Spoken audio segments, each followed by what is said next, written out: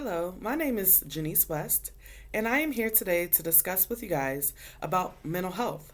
I would say, in a sense, that I am somewhat of a mental health advocate, and so during this time, I would like to give you guys some information, some tips, some tools on focusing on mental health. Now, I don't want you guys to get hung up on the word mental health and change the channel.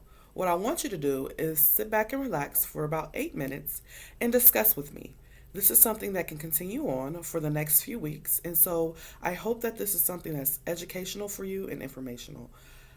I am coming to you from PASS, which is Prevention Awareness Support Services.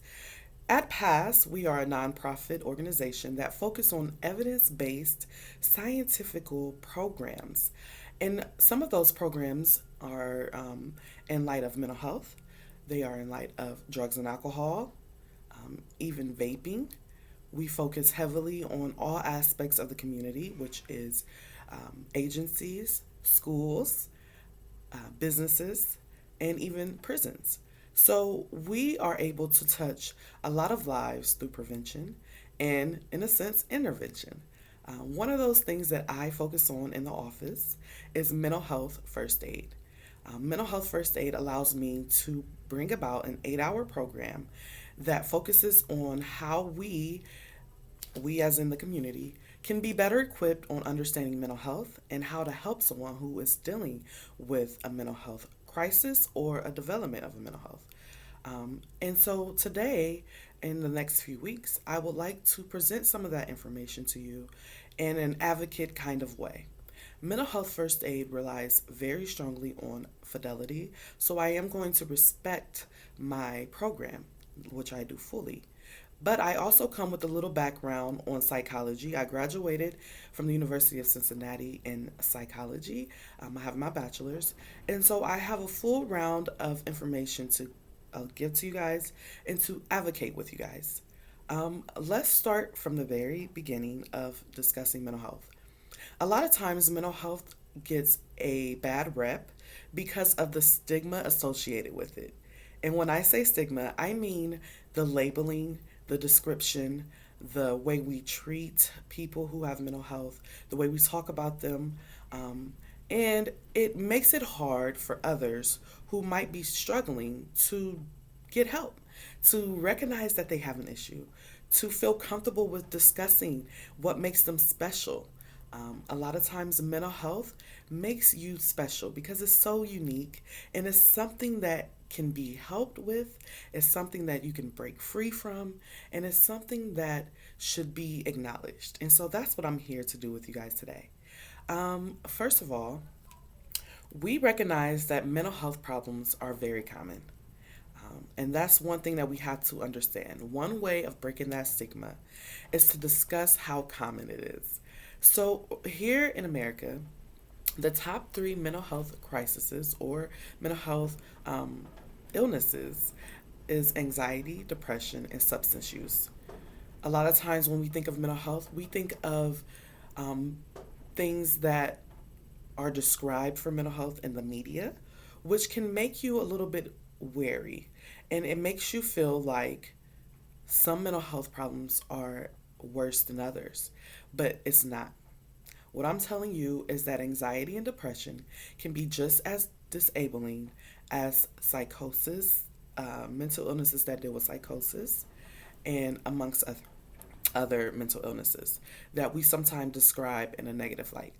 So I want you to first think about that. And over the next few weeks, I will be giving some signs and symptoms of those mental illnesses. So we do know that mental health problems are common. So I tell everybody in my trainings, take a deep breath and understand that it is okay. It is okay. A lot of times we feel like it's not.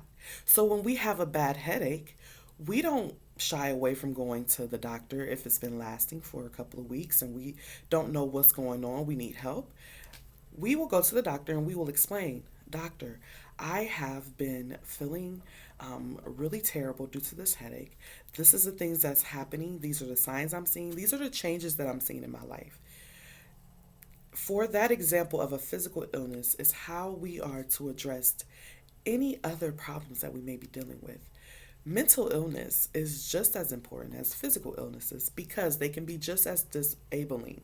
Okay? So, one thing I want you to focus on is the self reflection that it brings. So, you might be self reflecting for yourself, or you might be self reflecting for a family member, a friend, a coworker, right? Because these things are common. Okay, we see these signs and symptoms in ourselves. We see these signs and symptoms in our friends and family.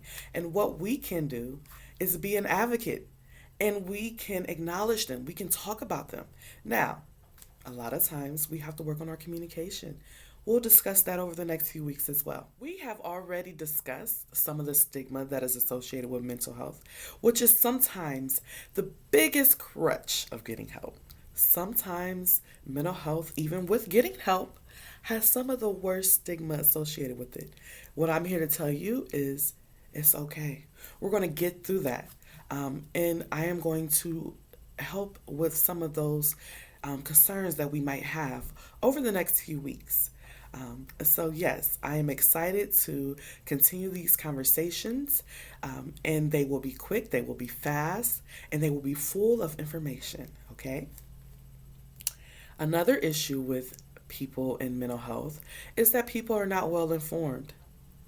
Why is that? Well, people don't want to talk about it. A lot of times we are informed by word of mouth, okay? Sometimes it starts out that way. It might not start out in a book. It might not start out in a YouTube video. It might start out in conversation, okay? And sometimes we are just not well informed. And that is okay. We are breaking those barriers. We are adding trainings to discuss these things. We are doing things such as me communicating with you all right now to let you know that we are going to do this together, get informed together as a community, as a family, as a workplace, okay? Day by day, step by step, and training by training. Okay. Professional help is not always at hand. We do recognize the stigma that is closely related to professional help. That is fine. A lot of times the stigma is because of misinformation. People aren't well informed. And sometimes people have experiences with getting help that they didn't appreciate. But that goes with every other organization that you might encounter. Sometimes the first time is not the best. Sometimes we might have to go to a second, third, fourth appointment to get acclimated, to get familiar, to build a relationship, to get some communication going. So we have to realize those barriers that might be blocking us from getting the professional help that we need, as well as not being informed, as well as the stigma associated with getting help. A lot of times when people deal with depression or anxiety, they feel like they might not need to speak to anyone because they're not having hallucinations, they're not having delusions, and you might not feel like you're as bad off. Well, the thing about it is, like I said, mental health can be disabling if it is not addressed. And one thing that's very important with mental health is the earlier you address it, intervene, the better. I promise. A lot of times, people do not know how to respond. That is very true. We sometimes have a very particular way that we communicate, which could be based off of culture, which could be based off of how we were raised, which could be based off our lived experiences.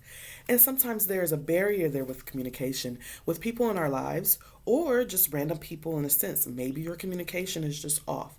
Maybe you don't know how to describe how you feel. Maybe you don't know how to take in information about how someone else feels. How can we help you with that? Stick around with me for a couple of weeks and you'll see. And people with mental health problems often do not seek help. We recognize that, we acknowledge that, and we let those people know that it is okay. But we also let them know that there is hope for you, okay? There is hope for recovery. There is hope for life. There is hope for freedom, okay? And over the next few weeks, I hope that you take this ride with me and figure out some tips and tools and information on how that can be possible for yourself, for your friends, for your children, for your coworkers, for your parents. Mental health is common, and mental health is something that we can conquer. Thank you for your time. See you later. This message is brought to you by Prevention Awareness Support Services, or better known as PASS, and the Mental Health and Recovery Services Board of Allen, Auglaize, and Hardin counties.